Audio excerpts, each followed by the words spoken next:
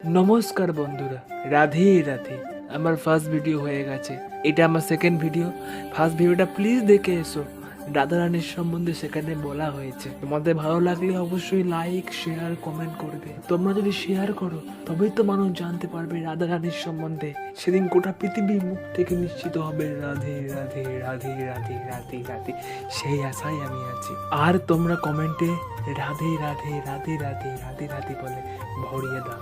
আর তোমাদের যদি রাধারানীর সম্বন্ধে কিছু জানা থাকে তাহলে প্লিজ আমাকে জানাও, আমি সেই নিয়ে ভিডিও বানাবো।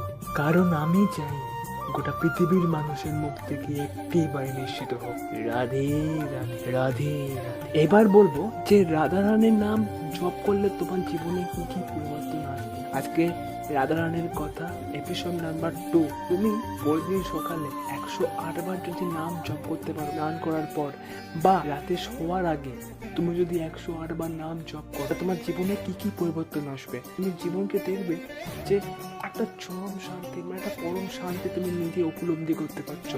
সেই শান্তিটা তুমি কিছুর বিনিময়ে ভাগ করতে পারবে না, কারণ সেটা এমন একটা শান্তি যেটা তুমি লিখে প্রকাশ করতে পারবে না।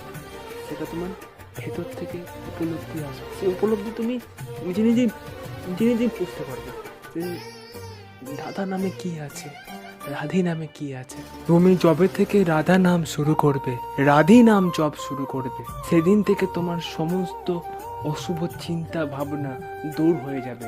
তো তুমি সেটা নিজেও বুঝতে পারবে না কিভাবে দূর হয়ে গেল। এটাই রাধা রানীর পাওয়ার, এটাই রাধা রানীর নামের পাওয়ার। আর তোমাদের আমি একটা কথা বলি, এই ভিডিওটা যদি আমি একটু ভালো করতে পারি তাহলে প্লিজ সাবস্ক্রাইব, শেয়ার, লাইক করো, কমেন্ট করো, বারবার কমেন্ট করো। কারণ আমি চাই যেন কমেন্টে শুধু রাধে রাধে রাধে রাধে রাধে নাম থাকে।